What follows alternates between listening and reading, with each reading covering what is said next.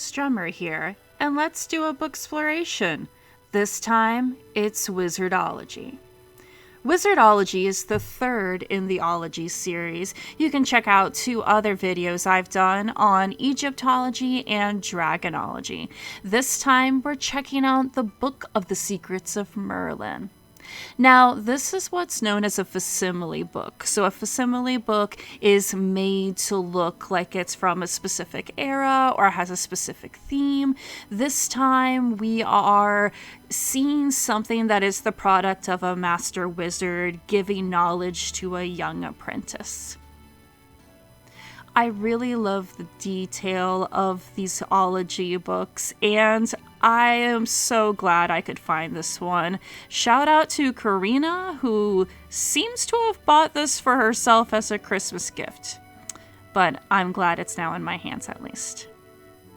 So we start off, as many of these facsimile books to really set you in this time period. So there's usually some kind of publisher's note that says how they found this or how they translated it.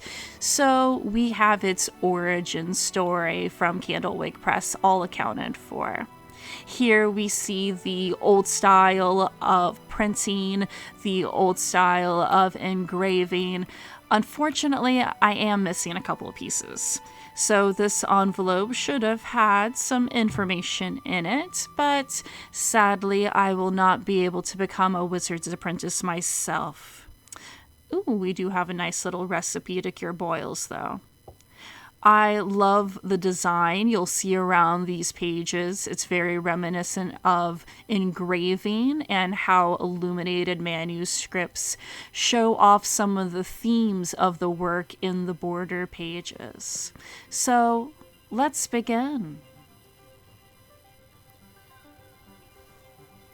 This first spread really gives us an idea of what we are going to see in this book.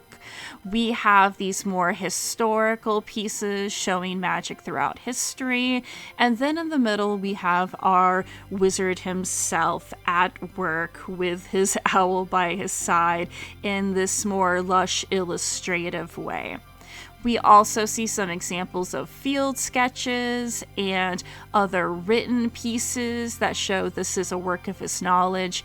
And I love how the table of contents is spread out along the entire spread of the bottom with all that decorative edging around it. Here we start to get a glimpse of wizards not just around Merlin's area, but also throughout the world. So we see some different styles he has noted in his sketches, and also some different things wizards might carry with them. Here is a piece of a fairy flag, very delicate, and protected in a little enclosure here.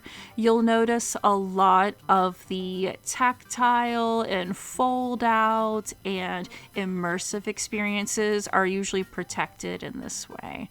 Just make sure you fold them and seal them back up, or they can get kind of crumpled. On this page, we're seeing more of a wizard's workspace. This has some cool foldable elements as well, so you can get deeper into the layers of his equipment, see what is inside his crucible bubbling away, and get more of that scientific aspect to working as a wizard.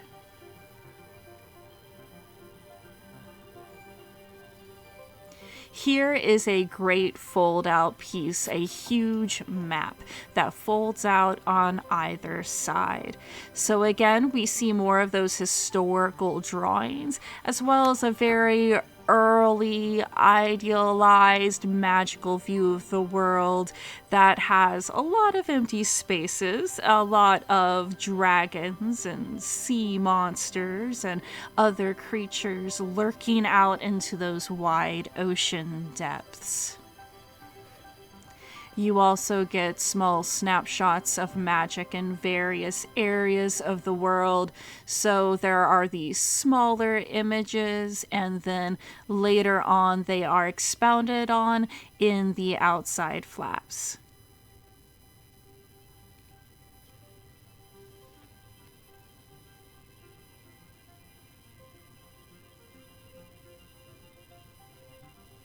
Here we see the menagerie of magical beasts. So what could you see with a unicorn or a dragon? Well, ideally you'd have a talisman of protection, but mine appears to be missing. So it would have been attached here, and you could take it out and wear it yourself with some twine or string.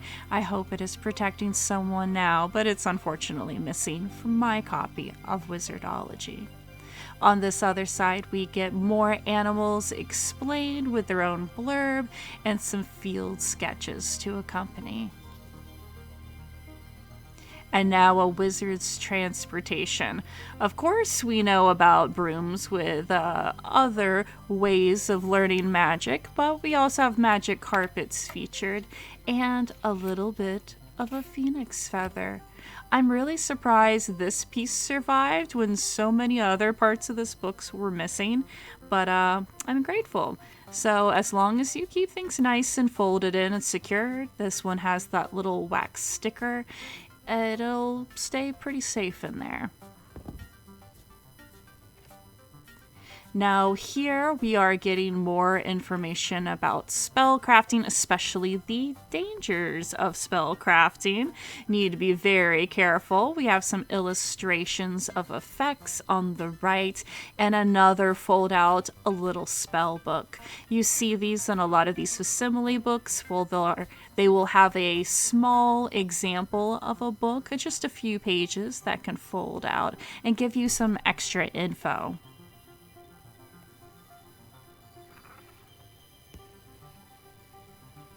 Now, apart from a menagerie in your expedition, you might have your own loyal animal companion. So here we see the familiars, your owls, your cats, your creatures of various kinds. They give some recommendations on when to name your familiar, how to go about a naming ceremony, how to bond, and another little foldable, a guide to working with familiars.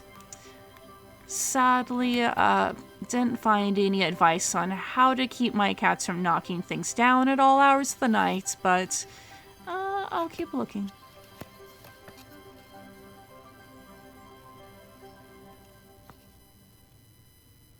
Here we see famous wizards of history, so a little bit of Egyptology there at the top, going through Virgil and Merlin's own messy history with women, let's say. So depending on the story you read, Merlin has either been trapped in a tree or in a cave of mirrors by a woman who wants to assume his power. Here is another historical wizard, Dr. D, staring into his glass.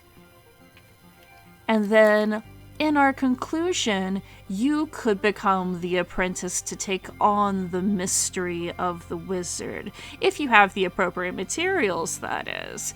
You have a note left by Dr. D, a cipher, that talisman, and, well, I would have a nice little spell book in here if someone didn't take it out. So there is a little book that's normally attached in here that has more information as you gaze into the wizard's orb to become more than just the apprentice and solve the mystery yourself. So if you're interested in this facsimile book, you might like the other Ology books. Check out the other videos I've done on those. But this was the last major one. I consider it the last one of the trilogy. Bonus, look at this little cute bookshelf owl. He's all squished in there. And underneath, there's even a little Dragonology copy for him to look at. It's so adorable. Anyway, see you next time.